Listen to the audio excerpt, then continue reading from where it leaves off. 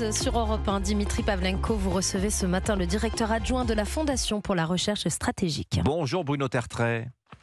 Bonjour. Bienvenue sur Europe 1. Vous venez de publier pour l'Institut Montaigne, Bruno Tertrais, une note éclairante sur l'équation démographique de la France. Alors le constat que vous dressez est sans équivoque, je vous cite, vous dites « Si les tendances actuelles se poursuivent, dans les années qui viennent, l'apport migratoire va constituer l'essentiel de la croissance de la population française ». Vous êtes en train de nous dire, Bruno Tertrais, que la France va changer. La France va changer, mais la France change déjà. En fait, lorsque je parle de tournant démographique, c'est parce que notre pays semble durablement entrer dans une phase de ralentissement de la croissance de sa population, qui a été très faible ces dernières années, 0,3% seulement en 2022, et parce que surtout, le solde naturel, ce qu'on appelle le solde naturel, c'est-à-dire l'excédent des naissances sur les décès, est désormais très faible, ce qui fait que, comme vous l'avez suggéré, désormais, c'est l'immigration, le solde migratoire, qui constitue l'essentiel de cette croissance démographique. C'est à peu près les 3/4 de notre croissance démographique. C'est quelque chose de récent et de nouveau. Oui, parce qu'on a tous grandi avec cette idée que la France, c'était le taux de natalité le plus fort d'Europe, le pays où on faisait le plus d'enfants. C'est donc terminé ? C'est pas tout à fait terminé au sens où la France n'est pas dans la situation la plus dramatique des pays d'Europe, mais la France n'est plus du tout le champion de la natalité qu'elle était avec un ou deux autres pays tels que l'Irlande ou la Suède il y a quelques années. Aujourd'hui, le taux de fécondité, ou plutôt l'indice de fécondité, c'est 1,8 enfants par femme, ce qui est inférieur à ce qu'on appelle le taux de renouvellement. Il faut deux enfants par femme pour que la population puisse se renouveler de manière naturelle. Nous n'y sommes plus. Est-ce que c'est durable ou pas? Je ne sais pas, mais je crois qu'il faut prendre compte, il faut réaliser, prendre conscience du fait que nous ne sommes plus du tout dans la situation démographique favorable que nous avons connue pendant très longtemps. Alors, vous publiez en plus cette note à la veille d'un débat politique sur le projet de loi Asile-Immigration. J'imagine qu'il y avait une volonté d'éclairer le débat public à travers la publication de cette note. Mais alors, en démographie, on parle un peu comme en économie, on parle de stock, on parle de flux. Vous êtes en train de nous dire que donc la dynamique des flux va être très favorable à l'immigration, bien plus que le solde naturel. Qu'en est-il du stock aujourd'hui des étrangers en France? Il n'y a pas assez... Comment dire? Il y a débat sur les chiffres. Qu'est-ce que vous pouvez nous en dire, vous? Alors d'abord, je crois qu'il n'y a pas beaucoup de débat sur les chiffres dès lors que l'on veut bien considérer que les principales sources officielles travaillent bien et recensent assez bien le nombre d'étrangers et d'immigrés. C'est pas tout à fait la même chose. Non, mais ce que je veux dire, c'est qu'on entend souvent il y a 7% d'immigrés en France, il y a 10% de la population, alors, il y a 30% de la population. Est-ce qu'on peut faire la part des choses, justement ?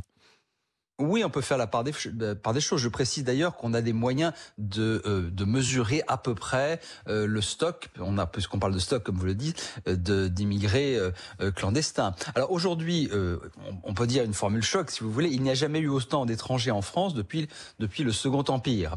Ça peut impressionner, mais c'est aussi bien sûr parce que la population a cru.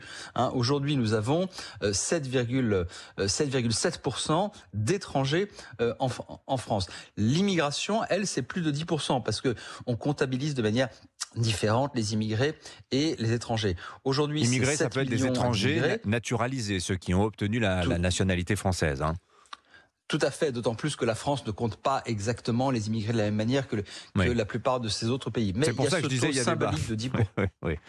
Oui, il y a débat, mais cela porte essentiellement sur quelques dixièmes, parce que tout le monde est d'accord pour dire que l'immigration aujourd'hui, c'est 10% de la population, ce qui est un record, ou en tout cas, ce qui est un chiffre symbolique. Ça ne veut pas dire que ça... Alors moi, je ne porte pas de jugement pour ou contre, c'est bien, c'est mal, etc. J'essaye de... Non, c'est pas du tout l'objet de la note. D'informer le débat public. Non, c'est pas du tout. Tout à fait. Vous avez raison. J'essaie d'informer le débat public. Donc, premièrement, aujourd'hui, c'est plus de 10% d'immigrés. Deuxièmement, cette immigration a considérablement changé depuis 30 ans, puisque aujourd'hui, cette immigration est essentiellement en provenance du continent africain, alors que il y a encore 30 ou 40 ans, était essentiellement en provenance du continent européen. Et puis, bien sûr, cette immigration compte beaucoup plus, comme je le disais tout à l'heure, dans l'accroissement de la population. Aujourd'hui, c'est les 3/4 de l'accroissement de la population du pays. Donc c'est une proportion inédite. Et bien sûr, comme les flux deviennent des stocks, et bien aujourd'hui, on considère que les immigrés et leurs descendants immédiats représentent plus d'un cinquième de la population française, à peu près 21%. C'est tout à fait significatif. Ce n'est pas un jugement de valeur, c'est juste factuel. Très très brièvement, Bruno Tertrais, on n'a plus beaucoup de temps. L'impact de l'immigration sur l'économie, c'est aussi l'un des enjeux de votre note. Qu'est-ce que l'on peut en dire ?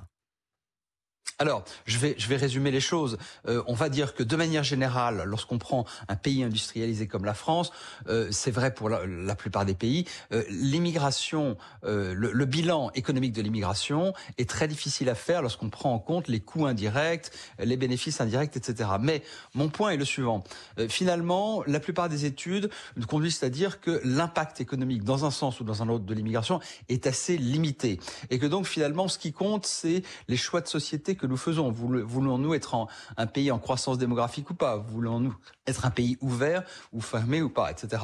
Donc je crois que on peut parler à l'infini des coûts possibles de l'immigration, mais ça n'est pas forcément le sujet principal. Je pense que le sujet principal, c'est surtout des coûts sociétaux. En revanche, des coûts et des bénéfices sociétaux. En revanche, si nous n'avions plus du tout d'immigration, eh bien nous aurions un énorme problème de force de travail, de population active, car on ne pourra pas redresser la barre dans les 10 ou 20 ans qui viennent du jour au lendemain avec la natalité. Oui. En revanche, et ça sera mon dernier point, on ne peut pas non plus compter sur l'immigration pour espérer améliorer l'équilibre du régime général des retraites dans 20 ou 30 ans, puisque les immigrés, comme tout le monde, finissent aussi par prendre leur retraite. Donc, si l'immigration est utile pour le renouvellement de la force de travail, il ne faut pas compter sur elle, en revanche, pour financer les retraites futures. Voilà. Merci Bruno Tertrais. Donc un diagnostic mesuré à mon sens. Merci Bruno Tertrais. Votre note, elle est à retrouver, elle est consultable publiquement sur le site internet de l'Institut Montaigne. Bonne journée à vous, Bruno Tertrais. Merci beaucoup.